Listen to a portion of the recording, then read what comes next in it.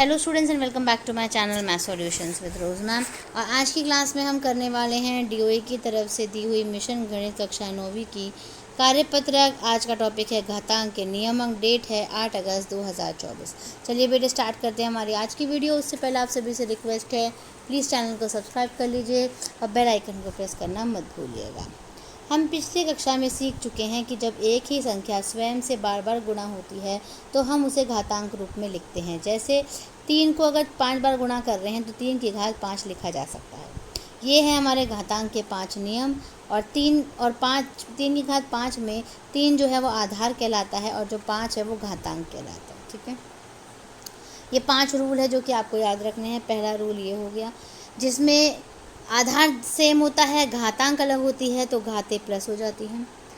फिर अगर 2 घात दे रखी होती हैं तो गुणा हो जाती है। अगर भाग में दे रखा होता है तो घातें घटा हो जाती हैं।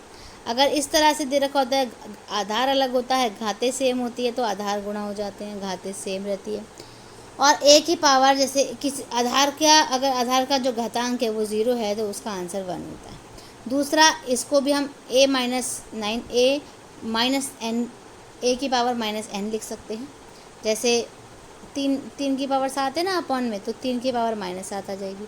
ऐसे ही 6 की पावर -2 है ना, तो अपॉन में आ जाएगा 6 की पावर 1 की पावर 1 अपॉन में 6 की पावर 2।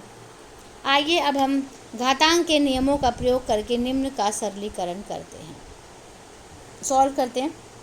11 का 11, 3 और 2 5, 5 का 5, 7 दूनी 14, 7 और 3 में से 5 गया -2, 4 पंजे 20 की पावर 3 और 8 की घात 0 है यानी 1। ठीक है, अब आते हैं अगला। यहाँ हमें एक और नियम पता चला है इस तरीके का। इसको सॉल्व करने के लिए देखिए, 7 √2 है ना, √7 है ना, तो 7 की घात 1/2 हो गया, 11 की घात 1/3 हो गया, इधर 5 की घात 3/2 हो गया। ठीक है, और 8 की घात 5/2 हो गया। इस तरह से करना है। आइए हम कुछ सवालों को घातांक के नियमों का प्रयोग करके सरलीकरण करते हैं। तो घातांक का नियम जो अभी तक हमने पढ़ा है उसके अकॉर्डिंगली हमें क्वेश्चन को सॉल्व करना है। तो बेटे इसके लिए देखिए कैसे कर रखा है। पावर को प्लस करना है तो ये दोनों का एलसीएम लेकर के प्लस करेंगे तो ये 1 आ गया, यानी 2 की पावर 1 हो गया, यानी 2। 2 पंजे सीधा मल्टीप्लाई करा 10 आ गया।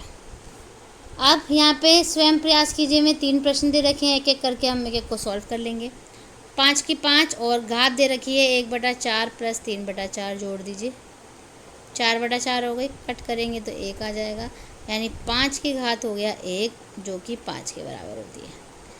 7 और 7 घात सेम है, प्लस करना है तो -3 + 4 हो गया, 4 में से 3 गया 1 यानी 7। आधार अलग है, 6 × 48 और 7 जो है घातांक सेम है तो 7 ऐसे आ जाएगा। तो ये तीनों क्वेश्चन भी हमने सॉल्व कर लिए। तो पूरी वर्कशीट आपको अपनी कॉपी में नोट डाउन करनी है। So thank you students for watching the video को लाइक, शेयर एंड चैनल को सब्सक्राइब करना मत भूलिएगा। फिर मिलेंगे बेटा नई वीडियो में नई वर्कशीट के साथ।